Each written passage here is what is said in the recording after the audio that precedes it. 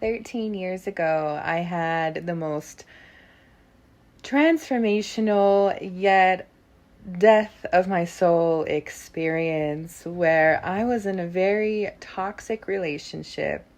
I didn't know myself at all. I had severe anxiety, suicidal depression, where I absolutely hated everything about myself. I hated everything about my life. I would self-harm. I would cause harm to my body. And I was just not in the right direction and mindset, nor did I have the coping skills and capability to be able to fight the fight that I was fighting on my own, where I decided to try to commit suicide and take my life. And boy, from this experience where I thought I was taking the easy way out and ending my life, this is actually what woke me up to the journey of my life and who I was meant to be. Was this experience of going through the darkest, deepest places of despair, pity, sorrow, self-embarrassment, self-judgment, agonization, where I needed to go through that in order to find that spark for my existence, for meaning, for purpose, for clarity. And if it wasn't for this moment in my life that woke me the fuck up, I don't know where I would be today, if at all, if I would even be here. So this is the moment that woke me up to, okay, like I am actually here for a reason. I have a purpose and a service and a mission to share to the world. And my gifts, my truth, and me being here actually matters. Because before that, I felt like a nobody. I didn't feel like I was validated. I didn't feel like anything I was doing meant anything to anybody or anything. In life, we're meant to go through it all. We're meant to experience it all. And yes, we do come into encounters with places in our life where we feel so hopeless, so defeated, and in despair. But it doesn't mean that it's the end. That is where the true miracle and transformation comes and walks into your field and into your life, is finding the miracles in that darkness, in those tears, in those struggles that you fight, and knowing that no matter what, you're not doing it alone. You're not doing it alone. Now, after this time in my life, I went through a lot of therapy. I went through a lot of counseling.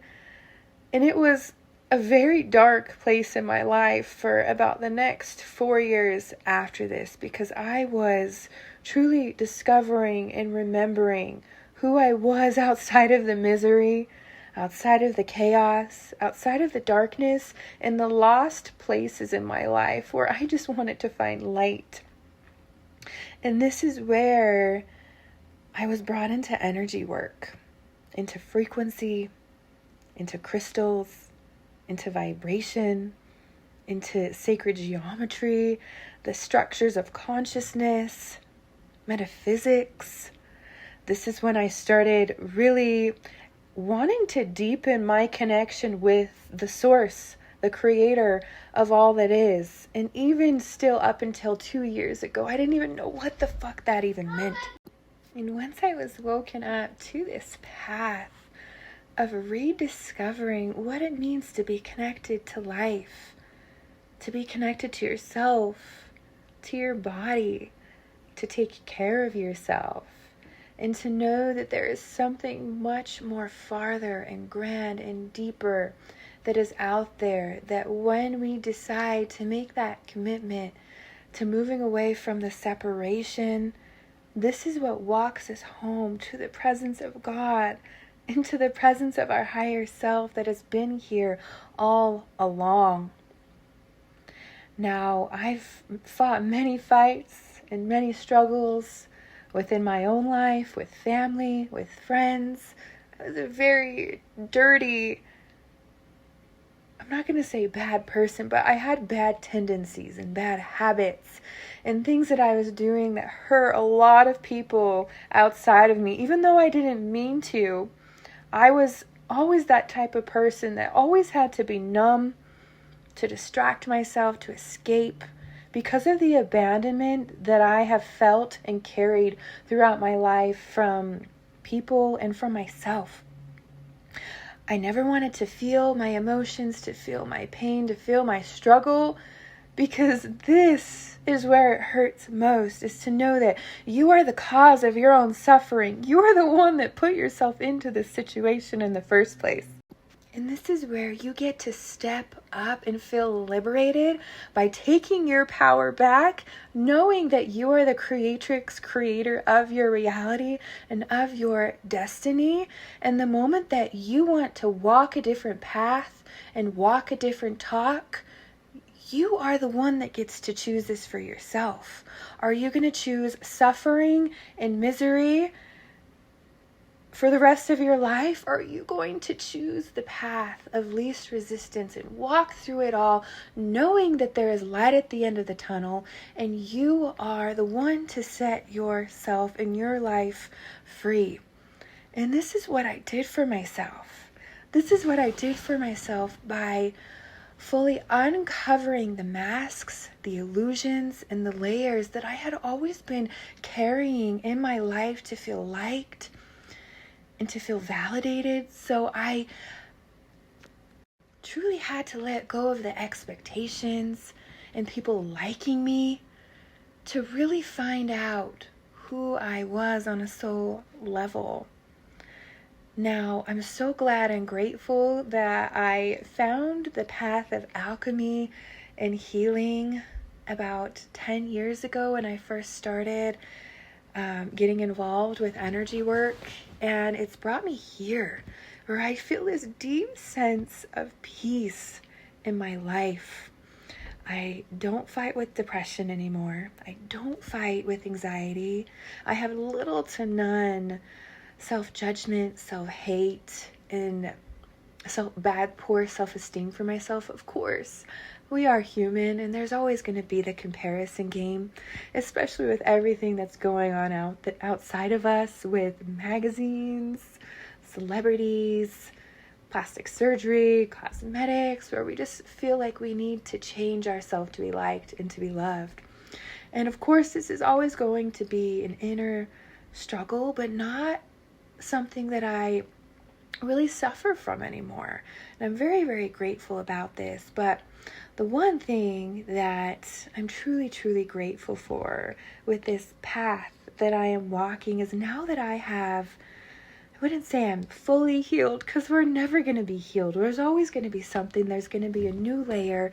There's going to be a new level of uncovering and undercovering in our process. But the thing that I am so truly grateful for and happy is now that I've guided myself back home to me, to my body temple, to my own inner light and inner spark, to my flame, to my passions, to my soul remembrance and my soul's wisdom and gifts, I'm able to do the same for others and walk people back home to the true enlightenment and liberation of what it feels and means to be connected to the true essence of you. And this is going to be a long journey that we're always searching for and wanting and wondering for. And it's in those moments of discovery, self-reflection, and all of the struggles, traumas, and things that we've been through. This is what leads us to these places. I wouldn't be where I am today without my teachers, my mentors, my coaches, my leaders, and the programs and coaching programs that I've been through that really helped me to discover that no matter who you work with, who you communicate with, the most powerful thing that you can do is come back to that own inner guru within, the one that has all the answers, the one that knows all the truths, and the one that's able to find out all the answers for yourself. But we just need that safe space of reassurance and presence to know that this is possible. So my path and my walk is to not be the healer, not be the coach, not be the mentor, but be the guide that guides you back home to the true essence of you. And we do this through a lot of different things, a lot of different modalities, energy practices, a lot of self-belief work, limiting belief work, letting go of judgments, programs, false stories, illusions, deceptions, our biggest wound of father abandonment, mother abandonment, which then correlates to Holy Mother, Holy Father, and to really train your psyche and your body to know that you are the temple, that you need to heal your body, take care of your body, and take care of your heart, and come back into your heart, move away from your mind, from the logic, the ego, all of the things that separate you from that clarity, and come back into your heart. The heart knows it all.